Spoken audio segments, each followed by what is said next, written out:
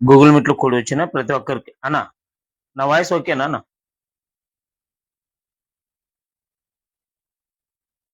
Hello! నా voice ఓకేనా? ఏమన్నా కట్ అయితే నాకు ఒకసారి గుర్తు చేయండి. మన ప్రభువును, లోకరక్షకుడైన యేసుక్రీస్తు ప్రభు నామములో గూగుల్ మీట్‌లో కూడి వచ్చిన ప్రతి ఒక్కరికి వందనాలు. ఇంతవరకు చక్కగా ప్రార్థన చేశారు. వాక్య పఠనం చేశారు. వాక్య భాగానికి వెళ్ళిపోదామండి. కళ్ళు మూసుకున్నట్లయితే చిన్న ప్రార్థన చేసుకొని మన వాక్యానికి వెళ్ళిపోదామండి. చిన్న ప్రార్థన. మహాపరిశుద్ధుడైన దేవా మీకు వందనాలు, స్తోత్రాలు. ఇదిగో నాయన మరి రాత్రి అంతా కాచి కాపాడి మంచి నిద్రనిచ్చి చక్కటి మేలుకోనిచ్చారు. అందుని బట్టి మీకు వందనాలు, స్తోత్రాలు. నాయన మరి ఇప్పుడు చేసిన ప్రతి ప్రార్థన విన్నందుకు వందనాలు, స్తోత్రాలు. మాట్లాడుతున్న నాకును మీ జ్ఞానము, మీ ఆలోచన దయచేయండి. వింటున్న మీ పిల్లలకును వినేటువంటి చెవులను గ్రహించేటువంటి మనసును దయచేయండి.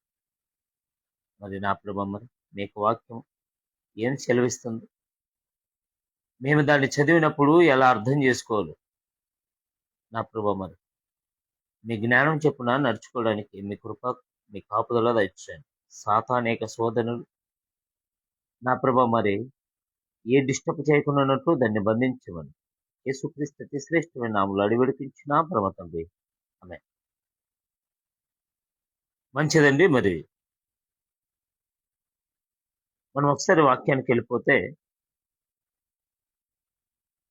రోమేలకు రాసిన పత్రిక 8వ అధ్యాయం 35 వచ్చిన ఒకసారి చదువుకుంటే దాని గురించి కొన్ని విషయాలు మనం తెలుసుకుందామండి. ఎవరైనా వీలు కలిగిన వారు చదివితే ఇంకా బాగుంటుంది.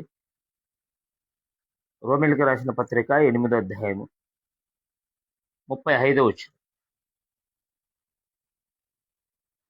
ప్రదర్శన చదువుతారా?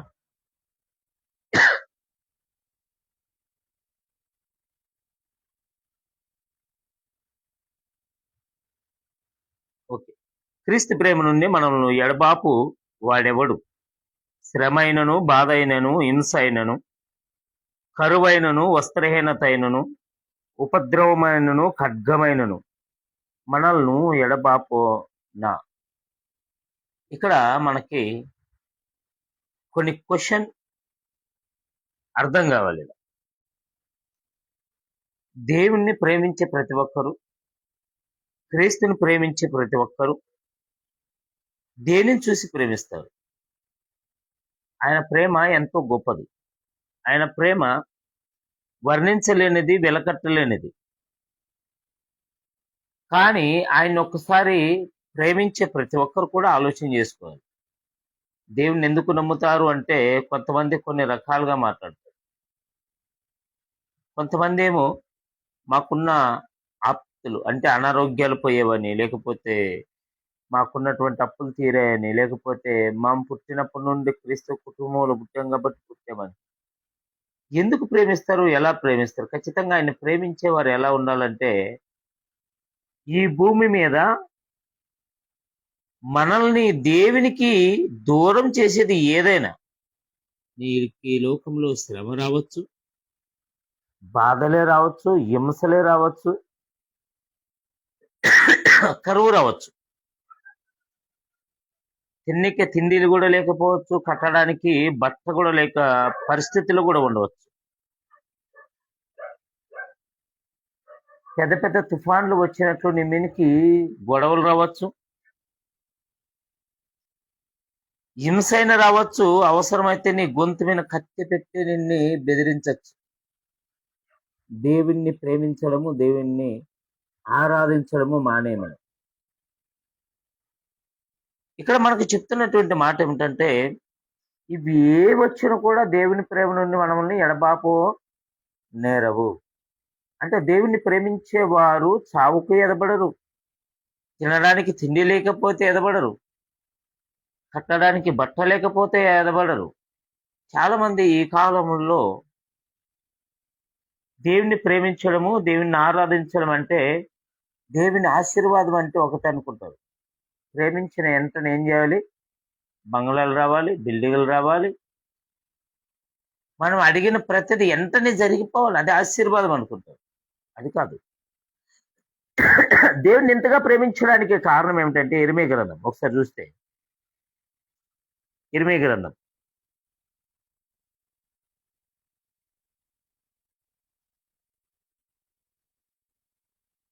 31 అధ్యాయం 3 వచనం. ఇర్మీయా గ్రంథం 31 అధ్యాయము 3 వచనం. తీసింటే చదవచ్చు, ఎందుకంటే మీరు చదివితేనే నా మాటలు మీకు వినపడతామని నేను అనుకుంటున్నా. చాలా కాలము కిందట యెహోవా నాకు ప్రత్యక్షమై ఇట్లా నేను శాశ్వతమైన ప్రేమతో నేను నిన్ను ప్రేమించుచున్నాను గనక విడవక నీ ఎడల కృప చూపుచున్నాను. ఈ మాటలు బైబిల్ చదివిన ప్రతి ఒక్కరికి అర్థం కావాలి. దేవుడిని ఎందుకు ప్రేమించాలి అంటే, దేవుడు శాశ్వతమైన ప్రేమతో మనల్ని ప్రేమిస్తున్నాడు, మామూలుగా కాదు. ఈ మనుషుల ప్రేమ లాంటిది కాదు. ఈ మనుషుల ప్రేమ ఎలా ఉంటదంటే, ఈ మనుషులు తమకు ఇష్టం వచ్చినప్పుడు ఒకలాగా, తమకు ఇష్టం లేనప్పుడు ఒకలాగా. ఈ మనుషులు స్వార్థపరులు. అవసరం ఉంటే ప్రేమిస్తారు, లేకుంటే లేదు. మనము ఈ కాలంలో చూసుకుంటే వార్తల్లో చాలా సంఘటనలు, చాలా చాలా ప్రేమించి పెళ్లి చేసుకున్న వారు భర్తల్ని ఒక పండును కోసి పక్కకు వారేసినట్లు చంపేస్తున్నారు. మీరు గమనిస్తారో లేదో కానీ నేనైతే ఖచ్చితంగా గమనిస్తున్న వార్తల్ని. మొన్న ఒక ఆమె ఏం చేసిందంటే, భర్తను చంపేసి సిలిండర్ని కింద నుండి పగలగొట్టి సిలిండర్లో నింపింది. ఒక ఆయమేమో మిక్సర్లు పెట్టి చట్నీ చేసింది. ఒక ఆమె ఏం చేసిందంటే, పైనుండి తోచేస్తే చావలేదని బాత్రూములు కడిగేటటువంటి ఫినాయిల్ని నింపి నరాల్లోకి ఎక్కించి చంపేసింది. ఇలా చూసుకుంటూ పోతే రోజు కొత్తగా ఈ చంపిన వారికి అందరికి శిక్ష పడుతుందా, లేదంటే ఖచ్చితంగా అందరూ కూడా అరెస్ట్ అవుతున్నారు, అందరూ కూడా జైలుకి వెళ్తున్నారు. అయినా కొత్త కొత్త రకాలుగా ట్రై చేస్తున్నారు. ఇదేం దరిద్రమే మరి. ఎందుకు పెళ్లి చేసుకుంటారో తెలియదు. ఆ పెళ్లి చేసుకోకుండా ఉంటున్నా వాళ్ళ జీవితాలన్నా బాగుంటాయి. కానీ ఈ మనుషుల ప్రేమ ఎలా ఉంటదంటే స్వార్థం. కానీ దేవుని ప్రేమ అలా కాదు. అందుకే దేవుని ప్రేమ మనకేం తెలియజేస్తుందంటే, చాలా కాలం కిందట ఇర్మీయా గారితో మాట్లాడుతూ అంటున్నాడు, యెహోవా నాకు ప్రత్యక్షమై ఇట్లా నేను శాశ్వతమైన ప్రేమ. ఈ దేవుని ప్రేమ ఎలాంటిదో తెలుసా? ఈ భూమి మీద ఉన్నప్పుడే కాదు, ఈ భూమిని నీవు వదిలేసిన తర్వాత కూడా నిన్ను విడవక ఎడబాయించినటువంటి దేవుడు నీతో పాటు ఉన్నాడని జ్ఞాపకం చేసుకోవాలి. మనం దేవుని ఎందుకు ప్రేమించాలి అంటే ఒకటే కారణం. చాలా మంది మా నిమిత్తము దేవుడు ఎన్నో చేశాడు. తల్లి గర్భం నుండి మొదలుకొని ఇంతవరకు మేము చేసిన పాపాలను బట్టి ఎప్పుడో చనిపోవాలి. మేము చేసిన పాపాలను బట్టి ఎప్పుడూ ఈ లోకంలో అంతమైపోవాలి. మనుషులు ఇన్ని పాపాలు చేస్తున్నా, మనుషులు ఇన్ని అనర్థాలకి దారి తీస్తున్నా, దేవుడు ఇంకా ఈ లోకాన్ని అలాగే ఉంచాడు. ఈ మనుషులు చేసిన పాపాన్ని బట్టి దేవుడు ఎప్పుడు ఈ లోకాన్ని నాశనం చేయాలి. సొదొమ గొమొర్ర పట్టణంలా, లేదంటే మన నోహు కాలంలో వర్షం వచ్చి తుడిచిపెట్టిపోయేలాగా. ఎందుకంటే మొన్న జరిగినటువంటి ఒక సంఘటన మీ అందరు గమనించుంటారు. రాజస్థాన్ ప్రాంతం అనుకుంటా, 32 మంది ఒక 13 ఏళ్ల పాప పైన అత్యాచారం చేసి చంపేశారు. ఏంటండి ఇది దరిద్రం కాకపోతే? ఇలాంటి కారణాలు జరుగుతుంటే దేవుడు ఇంకా చూసి చూడకుండా ఎందుకు వదిలేశాడు అంటే, ఎక్కడో కొంతమంది ఈ దేశమును గురించి ప్రాణం పెట్టి ప్రార్థన చేసేవారు ఉన్నారు. ఇలా ఉదయకాలమే దేవుడు చేసిన మేలులకి దేవుడిని ఆరాధించడానికి కూడుకునే అనేకులు ఉన్నారు. కాబట్టి ఇంకా ఈ భూమి మిగిలి ఉంది. ఒకసారి కనుక గమనిస్తే మన ఆంధ్రప్రదేశ్లో మొన్న శుక్రవారం నాడు అనుకుంటా, ఒక్క ఆయన 6 మందిని రాత్రికి రాత్రి గొంతు కోసేసాడు. 2026 మే 16న ఆయన మీద పోక్సో కేసు నమోదైంది. ఎందుకంటే 17 ఏళ్ల పాపని అరెస్ట్మెంట్ చేశాడని పోక్సో కేసు పెట్టారు. ఆ కేసు మీద బెయిల్ తెచ్చుకున్న ఈయన కౌన్సిలింగ్కి పోయాడు, అన్ని చేశాడు. ఆ తర్వాత ఏం చేశాడంటే ఆ పాప ఇంటికి వేయండు, ఆ పాపతో మాట్లాడాలని కొట్లాడి పెట్టుకొని ఏం చేశాడు, వాళ్ళ అమ్మ వాళ్ళ అవ్వ అడ్డం వస్తే వాళ్ళ ఇద్దరు గొంతులు కోసి ఆ పాపను తీసుకుపోయి ఒక చెరువు దగ్గర ఆ పాప గొంతు కోసేసి ఇంటికి పోయి సొంత భార్యని ఇద్దరు పిల్లల్ని చంపేశారు. ఈ మనుషులు ఏం అర్థం చేసుకుంటారు? దేవుని ప్రేమ ఎలాంటిదంటే శాశ్వతంగా ప్రేమించేది. ఈ మనుషుల ప్రేమ కొద్ది కాలం మాత్రమే ఉండదు. ఇలా చెప్పుకుంటూ పోతే రోజు వందల యొక్క క్రైములు మనం చూస్తాం. ఇవన్నీ ఒకప్పుడు ఒకరిని ప్రేమించిన వారు, ఒకప్పుడు ఒకరిని ప్రాణం కంటే ఎక్కువ ప్రేమించిన వారు. మరి ఎందుకు ఇలా చేస్తున్నారంటే ఇది మనుషుల ప్రేమ కాబట్టి స్వార్థంతో నిండుకున్నది. దేవుని ప్రేమ కాబట్టి ఏమైందంటే మనల్ని ఎడవక ఎడబాపక ఉండేది. సరే, మత్తయి సువార్త 5వ అధ్యాయం 10వ వచనం ఒకసారి చూద్దామండి. మత్తయి సువార్త 5వ అధ్యాయం 10వ వచనం అలా తీసినారా?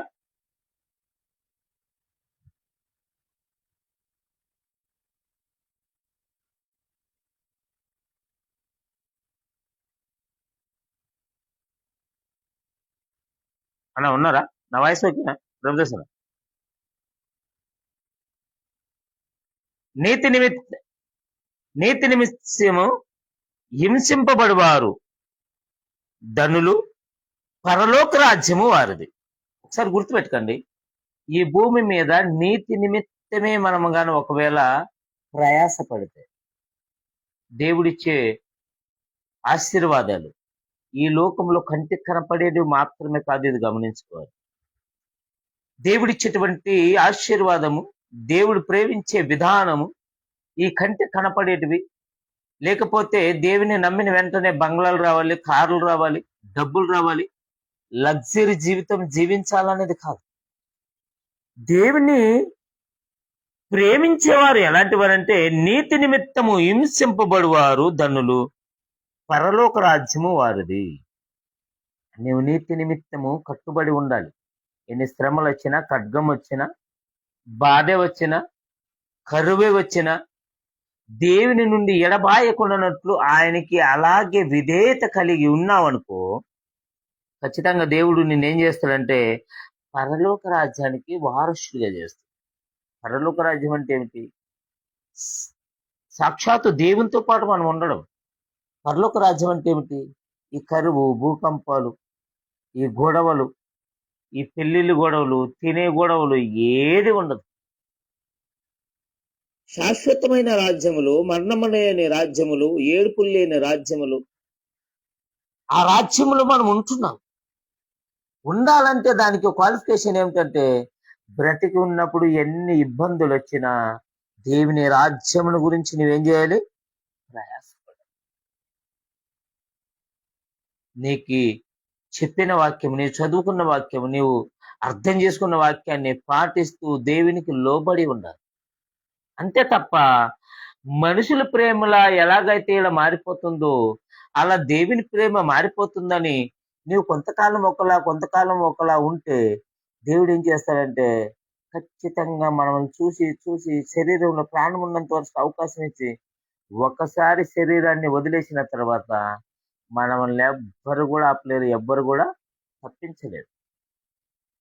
అసలుకి దేవుడు మనల్ని ఎందుకు ఇంతగా ప్రేమిస్తున్నాడు అంటే ఎవరు కూడా నిత్య నరకానికి పోవడము దేవునికి ఇష్టం లేదు. ఎవరు కూడా నశించకూడదనే ఇంకా ఇన్ని భూమి మీద అనార్థాలు జరుగుతున్నా ఇంకా బ్రతికి ఉన్నాము, ఇంకా మనము సజీవంగా ఉన్నాము అంటే దేవుని ప్రేమ ఎంతో శాశ్వతమైనది. ఇంకా దీర్ఘశాంతతో దేవుడు మనల్ని ప్రేమిస్తున్నాడు కాబట్టి దీర్ఘశాంతతో దేవుడు మనల్ని ఈ లోకంలో ఉండనిస్తున్నాడు కాబట్టి ఇంకా మనం ఉన్నాం. చెప్పాలంటే మనలాంటి ప్రార్థన చేస్తున్న వారిని బట్టి ఈ భూమి ఇంకా మిగిలింది చెప్పాలంటే. ఎందుకు తెలుసా? ఈ దేశము నిమిత్తము ప్రార్థన చేయడం అంటే క్రైస్తవుడు ఒక్కడే. ఈ దేశం బాగోగుల గురించి ప్రార్థన చేయడం అంటే కేవలం క్రైస్తవుడు ఒక్కడే. అందుకని దేవుడు ఇంకా తన యొక్క కోపాన్ని చూపిస్తలేడు. జాగ్రత్తగా గమనించండి. ఈ మనుషులు నమ్మటం కంటే దేవుని నమ్మడం ఎంతో గొప్ప విషయము. ఆ దేవుని నమ్మితే మనము ఎక్కడ ఉంటామన్న సంగతి మనకు గుర్తవుతుంది. ఒకసారి చూస్తే అట్లా కింద చదివితే 11 వచ్చిన నా నిమిత్తము జనులు మిమ్మల్ని నిందించి హింసించి మీ మీద అబద్ధముగా చెడ్డ మాటలు పలుకునప్పుడు మీరు ధన్యులు. నువ్వు నీతి నిజాయితీగా ఉన్నప్పుడు నిన్ను దొంగన్నా లేకపోతే నిన్ను ఎల్లే విధాలుగా హింసించిన మనము దైవ సేవకుల్ని భక్తుల్ని మనం బైబిల్ గ్రంథంలో వాళ్ళ యొక్క జీవిత చరిత్ర చూసినప్పుడు కొరడాలతో కొట్టారు, రాళ్లతో కొట్టారు, రంపాలతో కోశారు, ఎన్నో విధాలుగా హింసింపబడ్డారు వాళ్ళు. ఆయన ఆనందంగా తమ ప్రాణాన్ని వదిలేశారు. ఎంతో సంతోషముగా తమ యొక్క ప్రాణాన్ని వదిలేశారు. ఎందుకయ్యా అంటే వాళ్ళకు అర్థమైనటువంటి వాక్యం వేరు, మనకు అర్థమైనటువంటి వాక్యం వేరు. మనం పైన చదువుతున్న మనకి ఆశీర్వాదం ఎలా వస్తుంది, మనకు సంపద ఎలా వస్తుంది, మనం చేసిన ప్రార్థనకి ఇప్పుడే మనకు కావాల్సినటువంటి అవసరతలు ఎలా తీరుస్తాయి అని మనం పైన వాక్యాన్ని చదువుతాము. దేవుడు అలా కాదు, నిన్ను శాశ్వతమైన ప్రేమతో ప్రేమిస్తున్నాడు. దేవుడు మనకు నేర్పిస్తున్న విధానం ఏమిటంటే హింస వచ్చినా, బాధ వచ్చినా, ఖడ్గం వచ్చినా, ఈ భూమి మీద ఎలా ఉన్నా నన్ను ప్రేమించు, నీవు అలాగే నిలిచి ఉండు, నీకు ఎప్పుడు చూడనటువంటి, ఎప్పుడు ఎరగనటువంటి, ఎప్పుడు గ్రహించలేనటువంటి ఆనందాన్ని ఇస్తాను. కంటికి కనపడేవే కాదు, కంటికి కనపడనటువంటి వాటిని నమ్మాలి మనం. పరలోక రాజ్యం ఎప్పుడైనా చూశారంటే మనం చూడలా, ఆయన దాన్ని నమ్మాలంతే. దేవుడు ఆజ్ఞ ఇచ్చాడంటే ఖచ్చితంగా అది జరుగుతుంది. ఎందుకంటే బైబిల్ గ్రంథంలో రాయబడింది కాబట్టి. ఈ లోకానికి మనము వచ్చిన విధానం ఏమిటి, ఈ లోకానికి మనము ఎందుకు వచ్చాం, ఒకసారి మనం కనుక గమనిస్తే మళ్ళీ ఇక్కడికి వచ్చేద్దామండి. ఒక మాట చూసుకొని అక్కడికి వెళ్దామండి. కీర్తనల గ్రంథము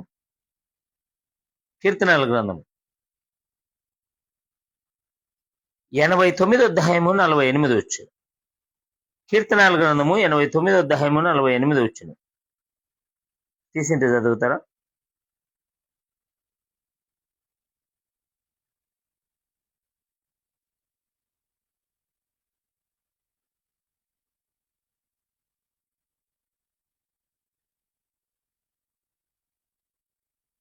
కీర్తనల గ్రంథం 89 అధ్యాయము 48 వచ్చు.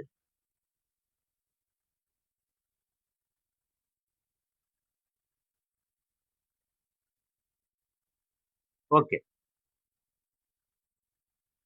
మరణము చూడక బ్రతుకున్నారు దేవుడు, పాతాళ యొక్క వశము కాకున్నట్లు తన్ను తాను తప్పించుకొనగలవాడేవాడు. మనకిక్కడ ఒక సవాల్ వేస్తున్నాడు దేవుడు, ఒక ప్రశ్న వేస్తూ ఒక సవాల్ వేస్తున్నాడు. ఏమంటున్నాడంటే ఈ భూమి మీద పుట్టిన ప్రతి మనిషి కూడా ఏదో ఒక రోజు చావాల్సిందే. ఈ చావకుండా ఉండేవాడు ఎవడైనా ఉన్నాడా? నీ 100 సంవత్సరాలు బతికినా, 20 సంవత్సరాలు బతికినా, నువ్వు ఈ భూమి మీద లగ్జరీ జీవితం జీవించిన, కష్టం అనుభవించిన, తిండికి తిండి లేకపోయినా, కట్టడానికి బట్ట లేకపోయినా, నీ మంచివాడమైనా చెడ్డవాడమైనా ఏదో ఒక రోజు ఖచ్చితంగా చావాల్సింది. మరణము చూడక బ్రతుకున్నారు ఎవడు? ఈ భూమి మీద ఉన్న ప్రతి మనిషి కూడా ఖచ్చితంగా ఏమైతుంది, చావాల్సిందే అని చెప్పేసి అంటున్నాడు. పాతాళ యొక్క వశము కాకుండానట్లు తను తాను కాపాడుకునగలవాడేవాడు. ఈ భూమి మీదకి ఎందుకు వచ్చాం మనం? పాతాళాన్ని పోకున్నట్లు, నరకములు అగ్నిలో కాలకుండానట్లు, నిత్య నరకములు వేదన పడకుండానట్లు ఈ భూమి మీద మనల్ని మనం కాపాడుకోవడానికే వచ్చే మీద గుర్తుపెట్టుకోవాలి. దేవుని ఎందుకు నమ్ముతున్నావురా నాయన అంటే ఖచ్చితంగా నరకానికి వెళ్ళకూడదనే. దేవుని ఎందుకు నమ్ముతున్నావురా ఈ భూమి మీద నీవు అంటే ఆస్తులు సంపాదించుకోవడానికి, పేరు ప్రఖ్యాతులు సంపాదించుకోవడానికి కాదు, ఫాలోవర్స్ సంపాదించుకోవడానికి కాదు. కేవలము నేను మరణించిన మరుక్షణమే, నేను కన్ను మూసిన మరుక్షణమే అగ్ని బాధ నుండి తప్పించుకోవడానికి. ఈరోజు ఎంతమందికి ఈ వాక్యం అర్థమవుతుంది? ఈరోజు ఎంతమంది ఇంత ప్రయాసపడుతున్నారు? ఇదిగో ఈ లోకంలో ఉన్నటువంటి సంపద గురించి కాదు, ఈ లోకంలో ఉన్నటువంటి ఆనందం గురించి కాదు, నేను నా దేవుణ్ణి, నా ప్రాణాన్ని వదిలేసిన తర్వాత నరకం నుండి తప్పించుకోవడానికి ఎంతమంది గమనిస్తున్నారు? ఖచ్చితంగా గమనించాల్సిందే. ఖచ్చితంగా ప్రతి మనిషి కూడా అలా ఖచ్చితంగా ఆలోచన చేయాల్సిందే. ఎందుకంటే ఈ భూమి మీద చావకుండా మనం చూస్తే ఎంతో మంది చనిపోతున్నారు. చావు ఎడబాటు, చావు ఆనందము, చావు ఈ లోకములో మన సమస్యని లేక మన యొక్క పనుల్ని అంతం చేసి అంతవరకే. ఈ చావు ఈ లోకములో ఉన్నటువంటి కట్టడాలను తెంపి దేవునికి నీకున్నటువంటి సంబంధాన్ని గుర్తు చేస్తుంది. నీవు దేవునికి ఇష్టమైన వాడుగా ఉన్నావా, దేవుని రాజ్యంలో ఉంటావు. దేవునికి ఇష్టం లేని వాడుగా ఉన్నావా, ఖచ్చితంగా నీవు నరకంలో. ఏ సందేహం లేదు. మనం ప్రార్థన చేసినంత మాత్రం అందరి జీవితాలు మారిపోవు. మనం ప్రార్థన చేసినంత మాత్రము ఖచ్చితంగా అందరు పరలోకానికి పోరు. సమాధులు కడబోండి, అందరిని పరలోక వాసి అంటారు. వాడు బీడి తాగుతోడైనా, సరాయి తాగుతోడైనా, వ్యభిచారైనా, క్రిస్టియన్ గా ఉన్నాడు పేరు అయిపోయా పరలోక వాసి, పరలోక ప్రయాణం. ఎవరు చెప్పారు పరలోక ప్రయాణం? వాని క్రియలను బట్టి, వాని ఆలోచనలను బట్టి, ఆమె ఆలోచనలు బట్టి, ఆమె క్రియలను బట్టి దేవుడు తీర్పు తీరుస్తాడు. ప్రతి దైవ సేవకుడు, ప్రతి ఒక్కరు కూడా వాక్యం చెప్పేవారు చెప్పేది ఏంటంటే ఇలాగే చెప్పాలి. భయం అనేది ఖచ్చితంగా ఉండాలి. భయం లేకపోతే భక్తి ఎలా ఉంటుంది చెప్పండి? ఈ భూమి మీద అందరు చచ్చిపోతారు రా నాయన. ఈ భూమి మీద ఎప్పుడు ఒకప్పుడు ఖచ్చితంగా చచ్చిపోతారు. ఆస్తుల గురించి తల్లిదండ్రులు పిల్లల్ని చంపేస్తుంటే, పిల్లలు తల్లిదండ్రులను చంపేస్తుంటే మనం మీరు చూసారో లేదు. ఒక ఆమె ఏం చేసిందంటే వాళ్ళ నాయన చనిపోతే వాళ్ళ నాయన యొక్క గవర్నమెంట్ జాబ్ వాళ్ళ అమ్మకు వచ్చేసింది. కొంతమంది బంధువులు ఇది నీకు రావాలి కదా, మీ అమ్మకు వచ్చేది అని కొద్దిగా ఆమెని ఎంకరేజ్మెంట్ చేసేసరికి ఏమైందంటే 7 లక్షలకి సుపారిచ్చి వాళ్ళ అమ్మని ఒక లాయర్తో గుద్ది చంపేపించింది, సొంత తల్లినే. ఎందుకంటే జాబ్, డబ్బు, ఈ లోకం శాశ్వతం అనుకొని, ఈ లోకంలో ఆనందమే శాశ్వతం అనుకొని అన్నిటిని మర్చిపోయి బంధాలను మర్చిపోతారు, బంధుత్వాలను మర్చిపోతారు, ఆస్తుల గురించి అన్నదమ్ములు కొట్లాడుతున్నారు. చనిపోయినాడు ఏమైనా కనబోతారంటే ఎవ్వరు కనబరు, చిల్లి గవ్వ కూడా కనబరు. ఆస్తులు పేరు మీద సంపాదించుకోవడానికి, చేసుకోవడానికి ఎంతో ప్రయాసపడతారు.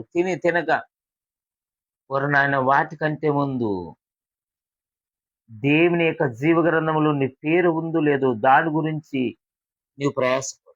అవసరమైతే నీ ఆస్తిరం, అవసరమైతే నీకున్న సంపదనంతా కూడా దారపోయి గాని ఈ భూమి మీద ఉన్న ప్రేమ, ఈ భూమి మీద ఉన్నటువంటి సుఖమే కాదు.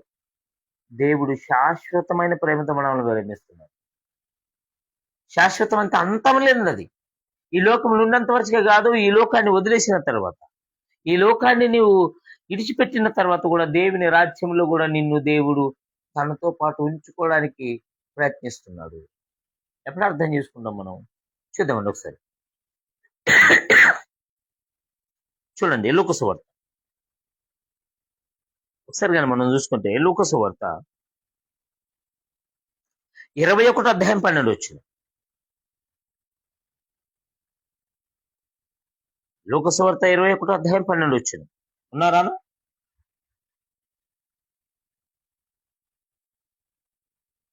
ఇవన్నీ జరిగినప్పుడు వారు మిమ్మల్ని బలత్కారముగా పట్టి నా నామము నిమిత్తం మిమ్మల్ని రాజుల ఎద్దుకును అధికారుల ఎద్దుకును తీసుకొని పోయి సమాజ మందిరముల్లోనూ చెరసాల్లోనూ అప్పగించి హింసింతురు.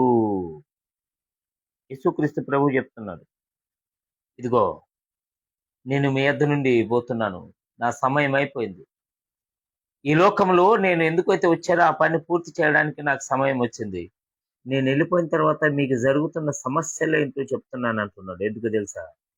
మిమ్మల్ని రాజుల ఎదుట కనబోతారు, చెరసాలలో జైల్లో వేస్తారు, హింస పెడతారు, ఎన్నో ఇబ్బందులకు గురి చేస్తారు. కానీ మీరు ఎదబడద్దండి. ఎందుకు తెలుసా? నా నిమిత్తం శ్రమ పడితే, నా నిమిత్తం హింస పడితే, నా నిమిత్తం మీరు బాధలు పడితే మీకు ఆనందమే గాని ఏ బాధ ఉండదు. ఈ లోకంలో మనం చేసుకున్నటువంటి సమస్యలను బట్టి, మనం చేసుకున్నటువంటి ఈ యొక్క ఆపదలను బట్టి వచ్చే శ్రమలు వేరు. దేవునికి దగ్గరైనప్పుడు దేవుని ప్రేమ వల్ల వచ్చేటువంటి శ్రమలు అవి వేరు. కొన్ని సమస్యలు మనం కోరి తెచ్చుకునేటివి. భార్య భర్తల సమస్యలు కానివ్వండి, ఆస్తుల సమస్యలు కానివ్వండి, ఈ భూమి మీద కొన్ని గొడవలు మన శరీరానికి కావలసినటువంటి వాటిని బట్టి తెచ్చుకునేటువంటి సమస్యలు. ఇవి దేవుని లెక్కలేకి రావు. ఇవి ఎలా హ్యాండిల్ చేయాలో, ఎలా వాటిని సమర్థించుకోవాలో, ఎలా సరి చేసుకోవాలో తెలియక పెట్టుకునేటువంటి గొడవలు. కానీ నీ వాక్యం చెబుతున్నప్పుడు, వాక్యం గురించి బ్రతుకుతున్నప్పుడు, సమాజం వారు నిన్ని మతోన్మాదని, లేకపోతే నిన్ను దేశద్రోహాన్ని, లేకపోతే నిన్ని ఈ భూమి మీద ఎన్నో విధాలుగా పిలిచి నిన్ను దేవుని రాజ్యానికి మనుషుల్ని దగ్గర చేస్తుంటే, నువ్వేదో చేస్తున్నావని ఒకవేళ నీ మీద హింసించి నిన్ను కొట్టి సువార్త కరపత్రాలు పంచుతున్నప్పుడు కొట్టి హింసిస్తే, వాటి నిమిత్తం పడే హింస దేవుని నిమిత్తం పడేది. ఈ దొంగతనాలు చేసి, వ్యభిచారాలు చేసి, వాళ్ళ మధ్య వీళ్ళ మధ్య చిచ్చులు పెట్టి, ఇలాంటి శ్రమలు, ఇలాంటి ఇబ్బందులు అయ్యో మాకు దేవుడు పెట్టాడు అనుకుంటే పొరపాటు. అది మనము నడుచుకునే విధానాన్ని బట్టి ఉండేది. అందుకంటున్నాడు, ఈయన ఏమంటున్నాడంటే, ఈ పెద్దలు ఈ భూమి మీద ఉన్నటువంటి వారు మిమ్మల్ని రాజుల దగ్గర తీసుకుపోతారు, చెరసాలలో వేస్తారు, హింసిస్తారు, కొడతారు, అవసరమైతే ప్రాణాలు తీస్తారు, కానీ భయపడద్దని. ఎందుకు తెలుసా? ఆ ప్రాణాన్ని పెట్టేది నేనే, ఆ ప్రాణాన్ని తీసేది నేను. ఒక మాట చెప్తున్నాడు చూడండి. ఒక మాట మనం చూసుకుంటే,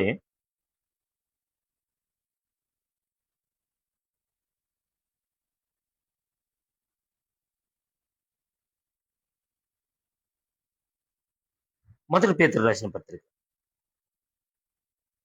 మొదటి పేతురు రాసిన పత్రిక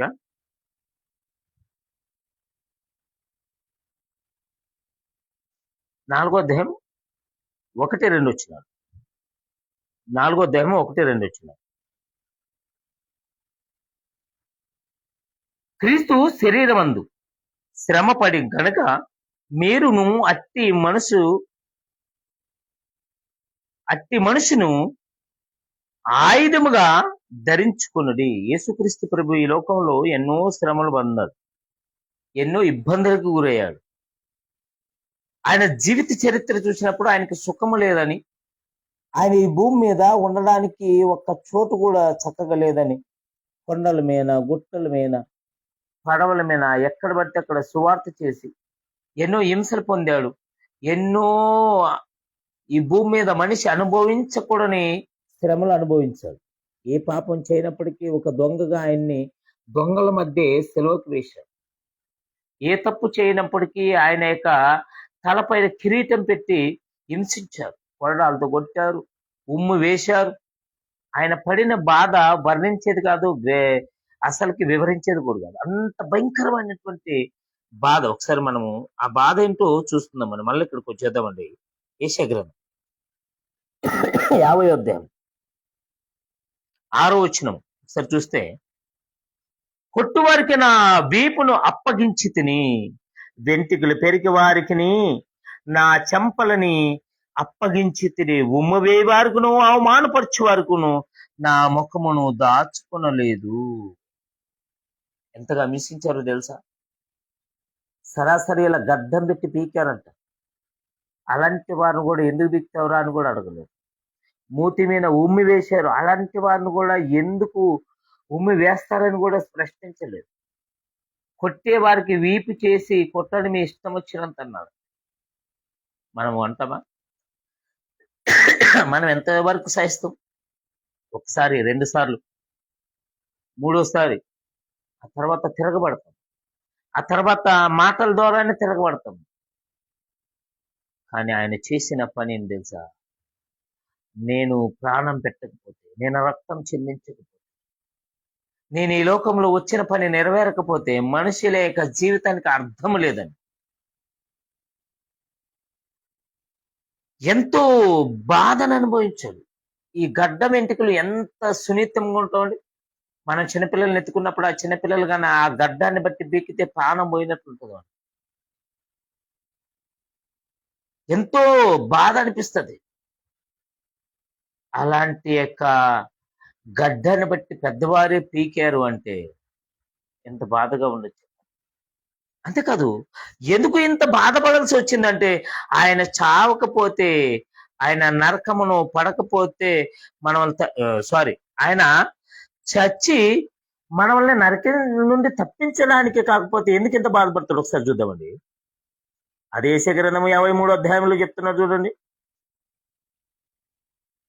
5వ వచనంలో ఆయన మాట్లాడుతూ, మన అతిక్రమాలను బట్టి అతడు నల్లగొట్టబడెను, మన దోషములు బట్టి గాయపరచబడెను, మన సమాధానమైన శిక్ష అతని మీద పడెను, అతడు పొందిన దెబ్బల చేత మనకు స్వస్థత కలుగుచున్నది.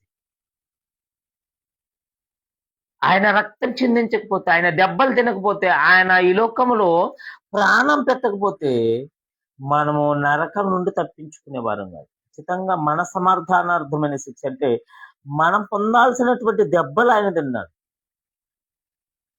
అందుకంటున్నాడు, మీరు ఈ లోకంలో ఎన్ని హింసలు పడినా, ఎన్ని ఇబ్బందులు పడినా స్థిరంగా ఉండండి. ఎందుకు తెలుసా? దేవుడు మిమ్మల్ని శాశ్వతమైన ప్రేమతో ప్రేమిస్తున్నాడు. చాలా మంది చేసే కామెంట్ ఏంటో తెలుసా? దేవుడు మాకేం చేశాడు? మేము ఎంత ప్రార్థన చేస్తున్నా దేవుడు మాకేం చేశాడు? దేవుడు ఎంత చేశారు నాయన, అందుకే నువ్వు ఇంకా బ్రతుకున్నావు. దేవుడు మనల్ని ఎంతగా ప్రేమించాడు కాబట్టి మనం ఇంకా బ్రతికున్నాం. దేవుడు ప్రేమించే ప్రేమ ఈ మనుషులు ప్రేమించే ప్రేమ లాంటిది కాదు. దేవుడు శాశ్వతమైన ప్రేమతో ప్రేమించాడు కాబట్టి ఇంకా మనము ఇంత వరకు నిలిచిన మన యొక్క ఈ భూమి మీద మనం చేసిన పాపాలను బట్టి. సరే గుర్తుపెట్టుకోండి, ఈ భూమి మీద మనిషి చేసిన పాపాలకు శిక్ష విధించాలి అని దేవుడు ఎంతని అనుకుంటే, అపొస్తలుల కార్యాలు 5వ అధ్యాయములు అననీయ సఫీరుని ఎలాగైతే ఒక అబద్ధం చెప్పినందుకు చంపేశాడో, అలా చచ్చిపోయే వారు అయితే ఈ భూమి మీద ఇప్పటి వరకు ఒక్క మనిషి కూడా బ్రతికుండేవాడు కాదు. దేవుడు తన యొక్క ప్రేమను ఇంకా ఇంకా చూపిస్తూనే ఉన్నాడు. తన దీర్ఘశాంతిని చూపిస్తూనే ఉన్నాడు. ఆ మొదటి శతాబ్దంలో జరిగినటువంటి కొన్ని సంఘటనలు దేవుడు ఇప్పుడు గాని జరిగిస్తే మనం తట్టుకోలేం. అప్పుడు ఏమంటే దేవుని భయం అనేది ఉండాలి. అప్పుడు ఏమంటే దేవుడంటే ఏమిటో, దేవుని ప్రేమ ఏమిటో, దేవుని భక్తి ఏమిటో ఎలా ఉండాలో చూపించడానికి ఎంతనే జరిపాడు. ఇప్పుడు ఎంతనే జరపలేడు కాబట్టి నిర్లక్ష్యం. ఎంతనే జరపలేడు కాబట్టి ఇంతమంది మతోన్మాదులు ఇంత రెచ్చిపోతున్నారు. సంఘాలని హింసిస్తున్నారు, చర్చిలను పడగొడుతున్నారు. ఒకవేళ ఆనాటి ఆది కాలంలో జరిగినట్లు తప్పు చేసిన వారికి, అబద్ధం చెప్పిన వారికి ఎంతనే శిక్ష వచ్చేది అయితే ఈ రోజు ఎవ్వరు కూడా ఇంత విర్రవీగేవారు కాదు. అందుకని అంటున్నాడు, జాగ్రత్త. దేవుణ్ణి ప్రేమించాలి అంటే మనము ఏం చేయాలంటే ఖచ్చితంగా ఈ భూమి మీద మనకి దేవుడు ఇచ్చినటువంటి జీవిత కాలంలో దేవునికి లోబడి ఉండాలి. ఒకసారి చూద్దామండి. మనం చూస్తే అపొస్తలుల కార్యాలు 20 అధ్యాయం 23 వచ్చాను. అపొస్తలుల కార్యాలు 20 అధ్యాయం 23 వచ్చాను. ఒకసారి చూస్తే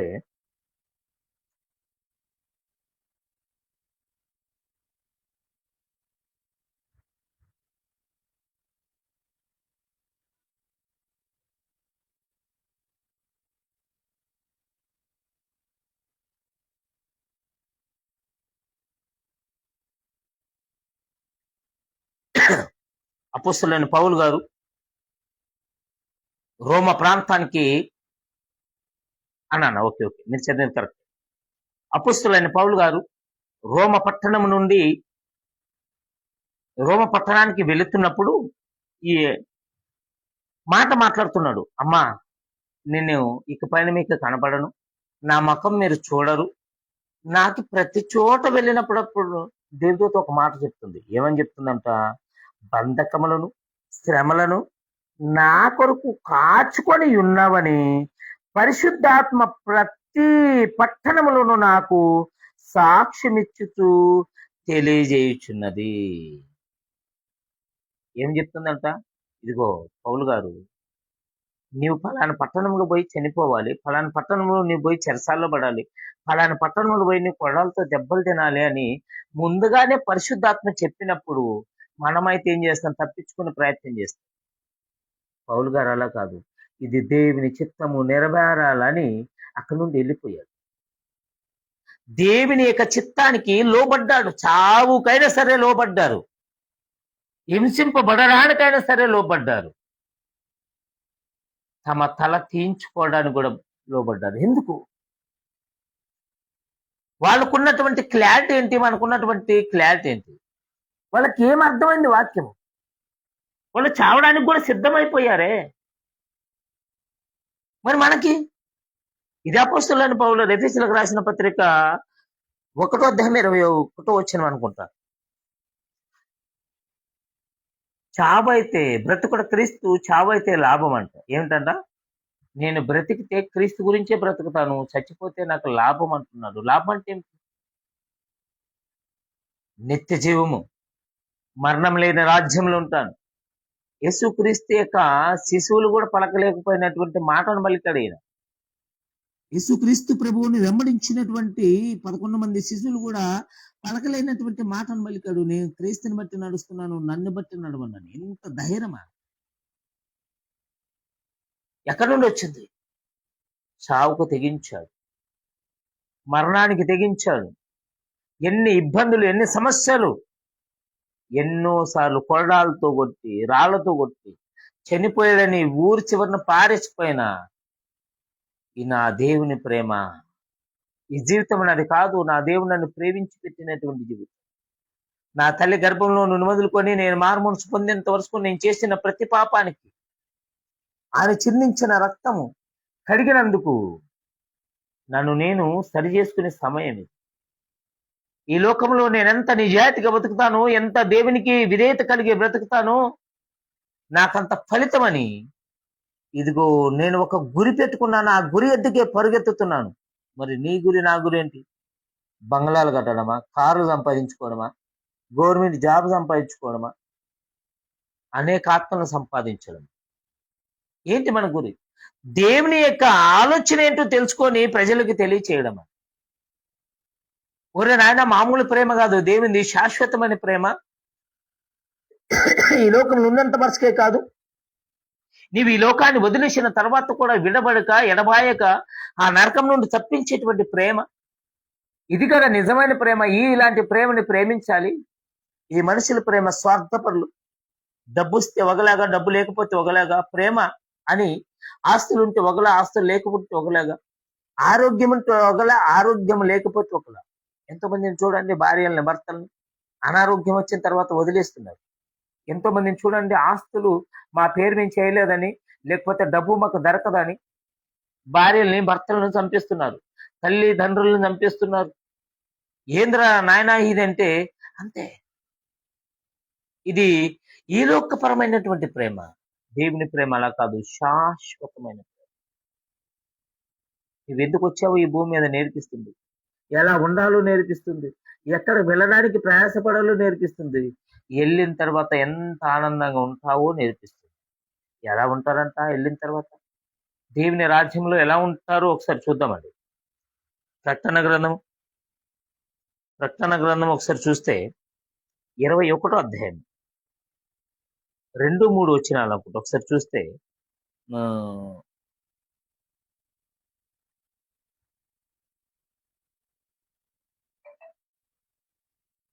ఉమ్, ఉమ్,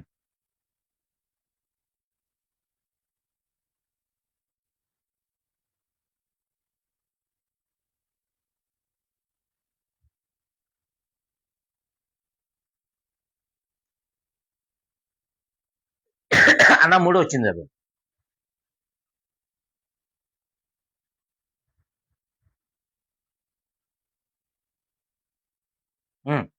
చదవండి చదవండి కంటిన్యూ 3.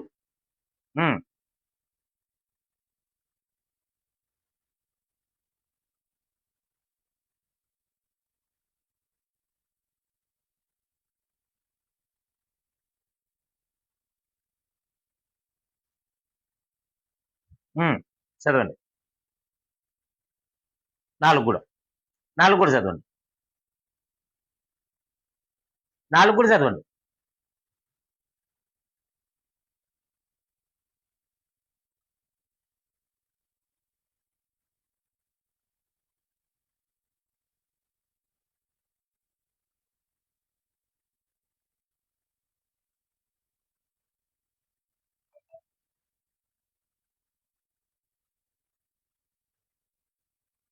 వింటిని ఏమన్నాడు ఈయన? ఈ భూమిని దేవుని రాజ్యంలో ఎలా ఉంటదంట? ఏడుపు ఉండదు, కరువు ఉండదు, దుఃఖం ఉండదు, వేదన ఉండదు. ఈ భార్య భర్తలు, తల్లిదండ్రులు, ఆస్తులు గొడవలు, డబ్బు గొడవలు, రాజకీయం గొడవలు ఏమీ ఉండవు. ఈ రాజ్యంలో ఉండడానికి ప్రయాసపడాలి మనం. ఈ రాజ్యంలో ఉండాలంటే 20 అధ్యాయం 15 వచనంలో ఉంటది మనకి. దేవుని జీవ గ్రంథమందు ఎవరి పేరైతే రాయబడలేదు వాడిని తీసుకుపోయి నరకంలో వేస్తారు. మరి మన పేరు ఎక్కడుందో? ఈ భూమి మీద, లేకపోతే ఈ పాస్ బుక్కల మీద, లేకపోతే ఏడున్నటువంటి బిల్డింగుల పేర్ల మీద, వాల్ పోస్టర్ల పేరు మీద కాదు. దేవుని రాజ్యంలో ఉండడానికి ప్రయాసపడాలి. ఏమంటున్నాడు? 3 నుండి చదువుతాను చూడు మరొకసారి. అప్పుడు ఇదిగో దేవుని నివాసము మనుషులతో కూడా ఉన్నది, వారితో కాపురముండును. ఆయన వారితో కాపురముండును, వారు ఆయన ప్రజలయందురు. దేవుడే తానే వారి దేవుడై వారితో కూడా ఉండును. దేవుడే సదాకాలం అంతా ఉన్నప్పుడు అంతకంటే ఇంకేం కావాలి చెప్పండి? ఈ భూమి మీద ఇప్పుడు దేవుడా ఎక్కడున్నావు, దేవుడా ఎక్కడున్నావు అని పరిగెత్తుతారే. యాడో దేవుడు ఉన్నాడంటే ఆస్తులు అమ్ముకొని కూడా చూడడానికి వెళ్తారే. ఈ దేవుడు ఏమంటున్నాడు? నువ్వు చనిపోయిన తర్వాత నా దగ్గరికి రావాలరా నాయన, నేను నీతో కూడా సదాకాలం ఉంటాను. అలా ఉండాలంటే నీకు కొన్ని కండిషన్లు ఉన్నాయి, కొన్ని క్వాలిఫికేషన్లు ఉన్నాయి. అర్హత లేకపోతే ఏ పని జరగదు, గుర్తుపెట్టుకోండి. ఈ భూమి మీద ఇప్పుడు జరుగుతున్న ఈ భూమి మీద కొన్ని జాబులు కావాలంటే కూడా ఏమున్నాయి? కొన్ని అర్హతలు కావాలి. నీవు చదివిన చదువు, నీకున్నటువంటి సర్టిఫికెట్లు, నువ్వు చేసినటువంటి కోర్సును బట్టి నీకు జాబ్ ఇస్తారు. అంతేగాని నీకు ఇష్టం వచ్చినట్లు జాబ్ ఇవ్వరు. నువ్వు నన్ను చేయాలనుకున్నా అందుకే నాకు జాబ్ ఇవ్వాలంటే ఇవ్వరు. నువ్వు నీకు దేవుని నిత్యరాజ్యం ఇవ్వడానికి ఏం క్వాలిఫికేషన్ ఉంది? నీతిగా నడుచుకున్నావా? నిజాయితీగా నడుచుకున్నావా? దేవుడు అంటే భయభక్తులు కలిగి ఉన్నావా? దేవుని ప్రేమ నీలో ఉందా? ఏం అర్థం చేసుకున్నావు? దేవుని ప్రేమ అంటే ఈ లోకంలో వచ్చి ఆస్తి అనుకున్నావా? ఈ లోకంలో ఫాలోవర్స్ ని పెంచుకోవడం అనుకుంటున్నావా? ఈ లోకంలో మనల్ని అందరూ స్టేటస్ పెట్టుకోవడం అనుకుంటున్నారా? కాదు. ఈ లోకములు ఏది ఉన్నా లేకపోయినా, ఈ లోకం నిన్ను హింసించినా, బాధ పెట్టినా, ఈ లోకం ప్రేమించినా ఖచ్చితంగా ఏం చేయాలి? నువ్వు దేవుని మాటకు లోబడాలి. ఇప్పుడు అంటున్నారు చూడు 4వ వచనములు, ఆయన వారి కన్నుల ప్రతి బాష్ప బిందమును తుడిచివేయను, మరణమును ఇక ఉండదు, దుఃఖమైనను ఏడుపైనను వేదనైనను ఇక ఉండదు, మొదటి సంగతులన్నీ గతించిపోయాయి. మొదటి అంటే ఏమిటి? శరీరంలో ప్రాణం కలిగి ఉన్నప్పుడు అన్ని కూడా గతించిపోయి ఏం చేశాడు? దేవుడు మనల్ని ఒక మంచి ప్రదేశంలో ఉంచాడు. అక్కడ కరువులే, భూకంపములే, బాధ, ఇబ్బందులే, ఏది లేని రాజ్యంలో మనల్ని దేవుడు పెట్టాడు. ఇప్పుడు చెప్పండి మనం ఎక్కడ ఉండాలి? ఇప్పుడు చెప్పండి మనం ఎందుకు ప్రయాసపడాలి? దేవుడు మనల్ని ప్రేమించుచున్నాడు కాబట్టి మనం దేవుని ప్రేమిస్తున్నాం, మంచిదే. దేవుని ప్రేమ ఎలా ఉంది? మన ప్రేమ ఎలా ఉంది? దేవుని ఆలోచన ఎలా ఉంది? మన ఆలోచన ఎలా ఉంది? ఖచ్చితంగా మన ఆలోచన ఈ లోకపరమైనదే ఉండగా దేవుని ఆలోచన పెట్టి ఆయన ఉద్దేశం ఏంటో తెలుసుకొని ఆ ప్రకారం నడుచుకోవడానికి దేవుడు కృప చూపించి నడుపును గాక. ఈ కొద్ది మాటలు దేవుడు మన హృదయంలో ఫలింపేసి ఆశీర్వదించిన గాక. కళ్ళు మూసుకొని ప్రార్థన చేస్తున్నాం. మహోన్నతుల నా దేవా నీ కొందనాలు స్తోత్రాలు. ఈ భూమి మీద మనిషి జీవించే జీవితం 80, 70, 1000 సంవత్సరాలైనా ఖచ్చితంగా చావాల్సింది. చచ్చిన తర్వాత ఎక్కడికి పోతున్నారు? ఈ భూమి మీదకి రాకమొదలు ఎక్కడ ఉన్నారు? ఎందుకు వచ్చాము ఈ భూమి మీదకి? ఎందుకు బ్రతుకుతున్నామని ప్రతి ఒక్కరు తెలుసుకోవాలి. మీ ప్రేమ శాశ్వతమైంది. కంటికి కనపడేది కాదు, చెవుకి వినబడేది కాదు.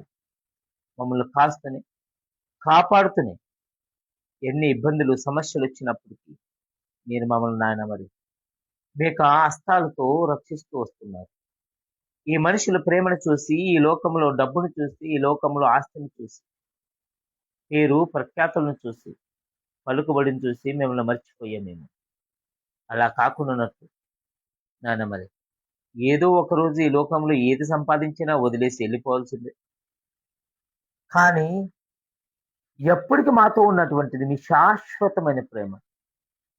మమ్మల్ని ప్రేమిస్తుంటామని తెలుసుకొని, ఆ ప్రేమకు లోబడి విధేయత కలిగి, మీరు అప్పచెప్పిన ప్రతి పని పూర్తి చేసి, ఈ లోకంలో మీరు మాకిచ్చిన సమయాన్ని సద్వినియోగం చేసుకుని, కన్ను మూసిన మరుక్షణమే మీతో ఉంటామని, నరకంలో ఉండకుండానట్లు నిత్య రాజ్యంలో ఉండడానికి ప్రయాసపడతామని, మిమ్మల్ని నమ్మిన ప్రతి ఒక్కరు గుండెల మీద చేసుకొని ఇప్పుడే నేను ప్రాణం విడిచిన నా దేవునితో ఉంటానని విశ్వాసం కలిగి ఉండడానికి కృప చూపిస్తారు. ఈ మాటలు విన్న మీ పిల్లలందరూ మీరు దీవించి ఆశీర్వదించండి. ఇంకా అనేక విషయాలు తెలుసుకొని ముందు కొనసాగడానికి మీ కృప చూపించండి.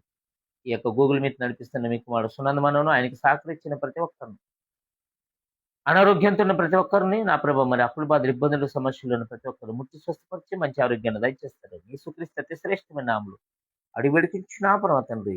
ఆమేన్. థాంక్యూ. God bless you. అందరికీ వందనాలు.